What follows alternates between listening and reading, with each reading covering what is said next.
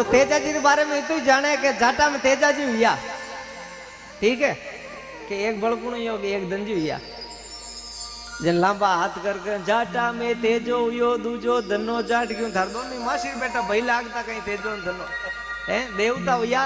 माँ आला में फोटू रखा और उगता इन्हें प्रणाम करा आलो तेरी टेम किसान कोम पूरा इन्हें धावती और थने तेजो इतोक लागो। तो तेजाजी महाराज सजनो तेजाजी रे परिवार कने 25 गांवारी जागीरी ही उदयराजी ढोलिया हुआ तेजाजी री 5वीं पीढ़ी में वे 25 गांवारी जागीरी राखी जना बाणे आगे छतरी लागतो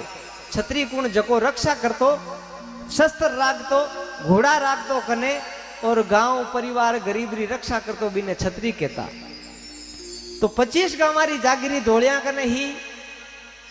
तारजीरो विया हुयो सजनो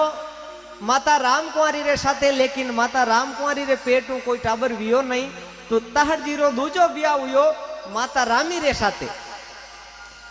जक्यों